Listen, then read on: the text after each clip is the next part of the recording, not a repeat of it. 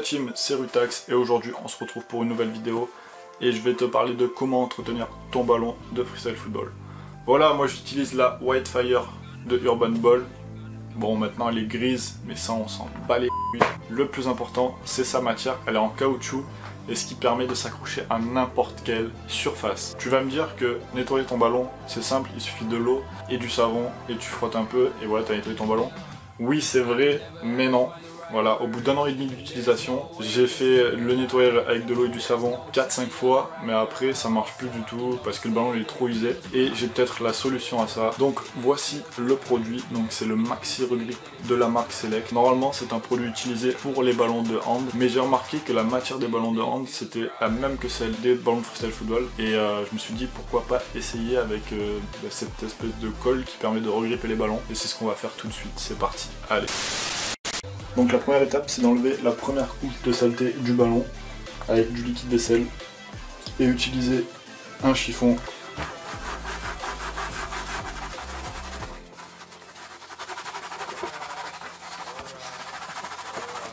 comme tu peux le voir déjà ça change de couleur.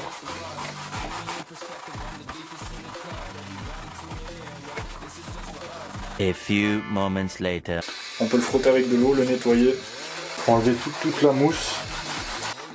Voilà, maintenant on va le sécher avec une serviette, bien sûr. Faut le tamponner, surtout pas le frotter. Là déjà on peut voir qu'il accroche un peu plus qu'au début, parce qu'au début il était totalement lisse. Voilà, maintenant que ça c'est fait, on va passer à la deuxième partie. Donc c'est, bon, ouvrir le produit, c'est assez simple. Je m'en suis foutu de partout. Ok. Oh putain, mais... Oh, non. Bon bref.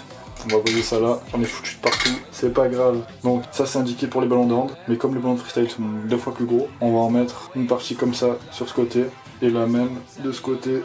Et là on va l'étaler directement avec les mains. Là ça paraît glissant en fait, mais je pense que le lendemain, parce qu'il faut attendre 24 heures, entre 16 et 24 heures, pour que le produit agisse. Voilà, maintenant qu'on a étalé le produit, je vais prendre un socle et je vais le poser directement sur un socle et attendre 24 heures jusqu'à ce qu'il sèche pour voir le résultat. Ok, donc j'ai posé mon ballon sur les bracelets Urban Ball, au moins il servait à quelque chose. Si vous n'avez pas ça, vous prenez un couvercle de pot de confiture et vous posez votre ballon dessus, ça fera très bien l'affaire. Moi je vous dis à tout de suite pour le résultat.